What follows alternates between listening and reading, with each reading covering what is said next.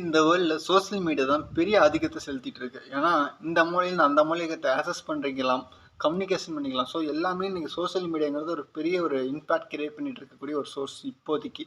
So அப்படி பார்க்கும்போது இந்த சோஷியல் மீடியாவில் பல தப்பான இன்ஃப்ளூயன்ஸாக இருக்கட்டும், இல்லை சில தப்பாக ப்ரொஜெக்ட் பண்ணுறதுனாலையும் இன்றைக்கி நிறையவே தப்பான விஷயங்கள் நடந்துட்டு தான் இருக்குது. ஏன்னா இப்போ ரீசெண்டாக ரீச்சுக்காகவும் ட்ரெண்டுக்காகவும் பண்ண கேரளாவில் ஒரு சின்ன ஒரு விஷயம் அநேகமாக ஒரு உயிரை பலி வாங்கிடுச்சு தான் உண்மை. ஏன்னா இறங்கக்கூடிய ஒருத்தர் கையில் பேக் வச்சுட்டு இருக்காரு, ஒருத்தங்க ஒரு பெண் பின்னா நின்றுட்டுருக்காங்க. தாராளமாக அந்த ஸ்பேஸ் இருக்குது, போய் நின்றுக்கலாம்.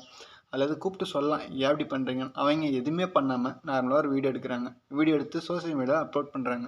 ஸோ இதை பார்த்து அவர் அநியாயமாக, ஏன்னா அவர் மேலே எந்த தப்பும் கிடையாது. ஏன்னா இன்றைக்கே தெரியும் இப்போ எப்படி இருக்குது வேர்ல்டுன்ட்டு. ஸோ எல்லாமே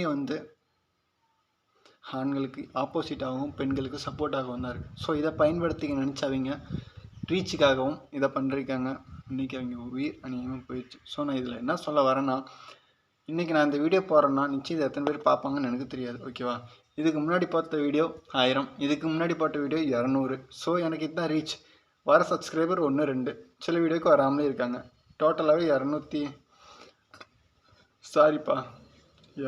ஆமாம் 250 பேர். ஸோ அப்படி பார்க்கும்போது இந்த வீடியோ நான் போட வேண்டிய அவசியம் கிடையாது.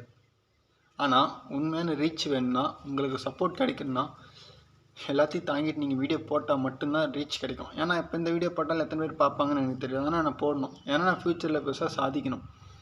ஸோ நம்ம எல்லோரும் ஒரு கோல் நோக்கி போனால் மட்டும்தான் நமக்கு சக்ஸஸ் கிடைக்கும். ஒருத்தங்களை காரணமாக காட்டி, இல்லை அவங்க மூலியமாகவோ இல்லை அவங்களாலவோ நீங்கள் ஒரு ஆள் ஆனீங்கனால் அது உங்களோட சாதனையே என்றைக்குமே இருக்காது.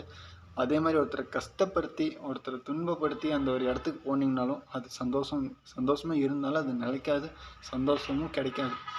ஸோ இந்த உலகில் எல்லாமே வாழ தான் பிறந்திருக்கும். நமக்கான முயற்சி நம்ம எடுத்து, காசு என்ன பெரிய காசு, இன்றைக்கி இருக்கும் நாளைக்கு போகும்.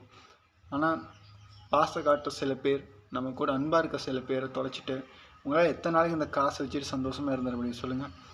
கோடியில் பிறந்தாலும் லட்சத்தில் பிறந்தாலும் கடைசியில் நமக்கு ஒரு மனசு கஷ்டமாக இருக்குன்னா போய் பேசுகிறதுக்காச்சும் யாராச்சும் ஒருத்தர் வேணும். ஸோ இன்றைக்கி இந்த உலகத்தில் என்ன பொறுத்தவரையில் எது பெருசுன்னு கேட்டால் காசாக அன்பான அன்பு மட்டும்தான். ஏன்னா இன்றைக்கி நம்ம கூட அன்பாக ஒருத்தங்க இருந்தால் நமக்கு ஒரு உதவி காசே தேவைனாலும் அவங்ககிட்ட கேட்கலாம். ஆனால் இப்போ நமக்கு ஒரு ஆறுதல் தேவைன்னா அது போய் நம்ம மட்டும் இந்த காசுக்கிட்ட கேட்க முடியாது. ஸோ இதுதான் உண்மை, இதுதான் ரியாலிட்டி. ஸோ தயவு செஞ்சு மக்களை மதித்து எல்லோரும் ஒன்றா இருந்து பழகுவோம்.